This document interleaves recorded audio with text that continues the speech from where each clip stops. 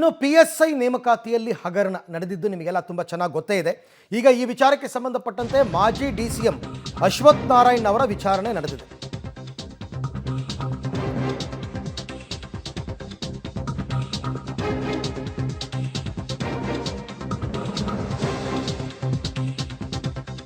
PSI ನೇಮಕಾತಿ ಹಗರಣ ಮಾಜಿ DCM ಅಶ್ವಥ್ ನಾರಾಯಣ್ ಅವರ ವಿಚಾರಣೆಯನ್ನು ಮಾಡಿದ್ದಾರೆ SIT ಅವರು. ಇರೋ ಆರೋಪ ಏನು? ಬಿಜೆಪಿ ಶಾಸಕರ ಸಂಬಂಧಿಕರು ಹೆಚ್ಚು ನೇಮಕಾತಿಯಾಗಿದ್ದಾರೆ ಅಂತಕ್ಕಂಥ ಆರೋಪ. ಹಾಗಾಗಿ ಅವ್ರನ್ನ ವಿಚಾರಣೆಗೆ ಕರೆಯಲಾಗಿತ್ತು. ವಿಚಾರಣೆಯಲ್ಲಿ ನನಗೂ ಈ ಹಗರಣಕ್ಕೂ ಯಾವುದೇ ಸಂಬಂಧ ಇಲ್ಲ ಅಂತ ಅಶ್ವಥ್ ನಾರಾಯಣ್ ಹೇಳಿದಾರಂತೆ. ಇದೆಲ್ಲ ರಾಜಕೀಯ ಪ್ರೇರಿತ ಅಂತ ಹೇಳಿಕೆಯನ್ನು ಕೊಟ್ಟಿದ್ದಾರೆ ಅಶ್ವಥ್ ನಾರಾಯಣ್.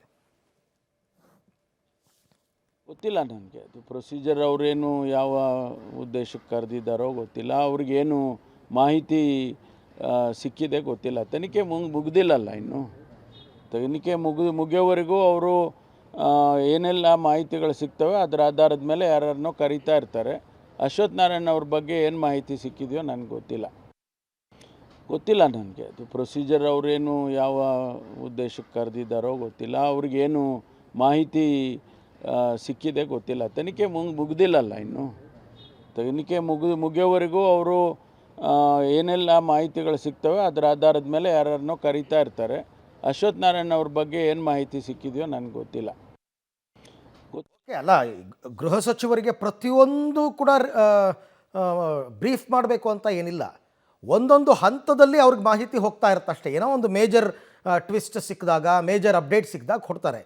ಪ್ರತಿನಿತ್ಯನೂ ಯಾತಕ್ಕೆ ಅಶ್ವಥ್ ನಾರಾಯಣ್ ಕರಿತಾ ಇದ್ದೀವಿ ಅಂತ SIT ಅವರು ಹೋಮ್ ಮಿನಿಸ್ಟರ್ಗೆ ರಿಪೋರ್ಟ್ ಮಾಡುವಂತಹ ಅವಶ್ಯಕತೆ ಇಲ್ಲ. ಪ್ರಕರಣದ ತನಿಖೆಯಲ್ಲಿ ಅವರೇ ಹೇಳಿದಂಗೆ ಏನೇನು ಮಾಹಿತಿ ಸಿಕ್ಕಿರುತ್ತೆ ಅವ್ರಿಗೆ, ಅದರ ಆಧಾರದಲ್ಲಿ ಯಾರನ್ನು ಕರಿಬೇಕು, ಯಾರನ್ನು ವಿಚಾರಣೆ ಮಾಡಬೇಕು, ಅದನ್ನು SIT ಅವರು ನಿರ್ಧಾರ ಮಾಡ್ತಾರೆ. ಅಷ್ಟು ಮಾತ್ರದ ಸ್ವಾತಂತ್ರ್ಯ ಅವ್ರಿಗಿಲ್ಲ ಅಂತಂದರೆ ಹೇಗೆ ಅಲ್ವಾ? ಈ ಬಗ್ಗೆ ಮತ್ತಷ್ಟು ಮಾಹಿತಿ ನನ್ನ ಕೊಲೀಗ ಮುರಳೀಧರ್ ಅವರಿಂದ ಪಡ್ಕೊಳ್ಳೋಣ. ಮುರಳಿ, ಈಗ ಈ PSI ನೇಮಕಾತಿ ಹಗರಣದಲ್ಲಿ ಅಶ್ವಥ್ ನಾರಾಯಣ್ ಸುಮ್ಮನೆ ಮಾಹಿತಿಯನ್ನು ಪಡ್ಕೊಳ್ಳೋದಕ್ಕೆ ಅಂತ ಕರೆದು ವಿಚಾರಣೆ ನಡೆಸಿರೋದಾ? ಆರೋಪಿ ಸ್ಥಾನದಲ್ಲಿ ನಿಂತು ವಿಚಾರಣೆಯನ್ನು ಎದುರಿಸಿರ್ತಕ್ಕಂಥದ್ದ? ವಿಚಾರಣೆ ಸಂದರ್ಭದಲ್ಲಿ ಏನೆಲ್ಲ ಪ್ರಶ್ನೆಗಳು ಎದುರಾಯಿತು ಅಂತ? ಅರವಿಂದ್, ಏನಾದ್ರು ಪ್ರಮುಖವಾಗಿ ಅಶ್ವಥ್ ನಾರಾಯಣ್ ಅವರ ವಿರುದ್ಧ ಸಾಕಷ್ಟು ದೊಡ್ಡ ಮಟ್ಟದ ಆರೋಪ ಮೊದಲ ಬಾರಿ ಇನ್ವೆಸ್ಟಿಗೇಷನ್ ನಡೆಯುತ್ತಂತ ಸಂದರ್ಭದಲ್ಲಿ, ಅಂದ್ರೆ ಬಿಜೆಪಿ ಸರ್ಕಾರ ಇದ್ದಂತ ಸಂದರ್ಭದಲ್ಲಿ ಇತ್ತು. ಯಾಕಂದ್ರೆ ಮಾಗಡಿಯ ಮೂಲದ 11 ಜನ ಈ PSI ನೇಮಕಾತಿಯಲ್ಲಿ ಸೆಲೆಕ್ಷನ್ ಆಗಿರ್ತಾರೆ. ಅದರಲ್ಲಿ ಅಶ್ವಥ್ ನಾರಾಯಣ್ ಅವರ ಏನು ಹತ್ತಿರದ ಸಂಬಂಧಿ ಒಬ್ಬರು ಆಯ್ಕೆ ಆಗಿರ್ತಾರೆ. ಆಯ್ಕೆ ಆಗಿದ್ದ ಹಿನ್ನೆಲೆಯಲ್ಲಿ ಅಶ್ವಥ್ ನಾರಾಯಣ್ ಅವರೇ ಇವ್ರನ್ನೆಲ್ಲರನ್ನೂ ಕೂಡ ಆಯ್ಕೆ ಮಾಡ್ತಿರುವಂತದ್ದು ಅನ್ನೋದ್ರ ಬಗ್ಗೆ ಕಾಂಗ್ರೆಸ್ ಆ ಸಂದರ್ಭದಲ್ಲಿ ಆರೋಪವನ್ನ ಮಾಡಿತ್ತು. ಜೊತೆಗೆ ಕಾಂಗ್ರೆಸ್ ಸರ್ಕಾರ ಯಾವಾಗ ಅಧಿಕಾರಕ್ಕೆ ಬರುತ್ತೆ ಅದನ್ನ ಮತ್ತೊಮ್ಮೆ SIT ಅನ್ನ ಮಾಡಿ ಮತ್ತೊಮ್ಮೆ ಇನ್ವೆಸ್ಟಿಗೇಷನ್ ಅನ್ನ ಮಾಡಿಸ್ಬೇಕು ಅಂತ ಹೇಳಿ ಮುಂದಾದ ಸಂದರ್ಭದಲ್ಲಿ SIT ಅವರನ್ನ ಆರೋಪಿ ಸ್ಥಾನದಲ್ಲಿ ಇಟ್ಟೇ ವಿಚಾರಣೆಯನ್ನ ನಡೆಸಿರುವಂತದ್ದು. ಯಾಕೆಂದ್ರೆ ಅವ್ರ ಮೇಲಿದ್ದಂತ ಆರೋಪಗಳೇನಿತ್ತು, ಆರೋಪಗಳಿಗೆ ಪೂರಕವಾದ ಮಾಹಿತಿಗಳನ್ನ ಪಡ್ಕೊಳ್ಬೇಕಾಯ್ತು.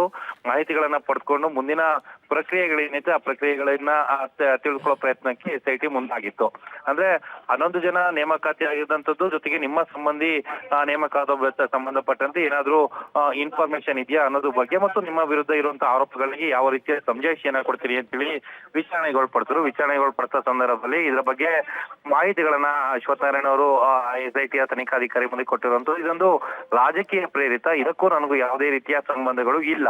ಯಾಕಂದ್ರೆ ಇದನ್ನ ಕೇವಲ ರಾಜಕೀಯ ಪ್ರೇರಿತವಾಗಿ ಅಥವಾ ಯಾರೋ ನೇಮಕಾತಿ ಆಗ್ತದೆ ಅಂದ್ರೆ ಅದರಲ್ಲಿ ನಾನು ಪ್ರಭಾವ ಬೀರಿದ್ದೀನಿ ಅನ್ನೋದಕ್ಕೆ ಯಾವುದೇ ರೀತಿಯ ಪೂರಕ ಸಾಕ್ಷಿಗಳಿಲ್ಲ ಅಂತೇಳಿ SIT ಮುಂದೆ ಎಂದು ಹೇಳಿಕೆಯನ್ನು ಕೊಟ್ಟಿದ್ದಾರೆ. ಹೇಳಿಕೆಯನ್ನು ಕೊಟ್ಟು ಅಲ್ಲಿಂದ ಹೊರ ನಡೆದಿರುವಂತದ್ದು.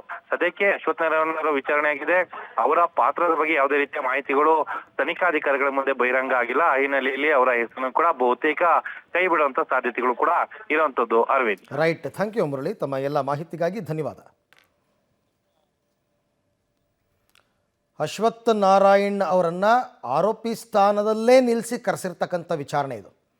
ಹಾಗಾಗಿ ಅವ್ರು ಹೇಳಿಕೆ ಕೊಟ್ಟಿದ್ದಾರೆ, ಬಟ್ ಅವರ ಪಾತ್ರ ಇದೆ ಅನ್ನೋದಕ್ಕೆ ಯಾವುದೇ ಸೂಕ್ತ ಸಾಕ್ಷ್ಯಾಧಾರಗಳು ಸಿಕ್ಕಿಲ್ಲ. ಪ್ರಕರಣದಿಂದ ಅವರ ಹೆಸರನ್ನು ಕೈ ಬಿಡೋ ಸಾಧ್ಯತೆ ಕೂಡ ಇದೆ.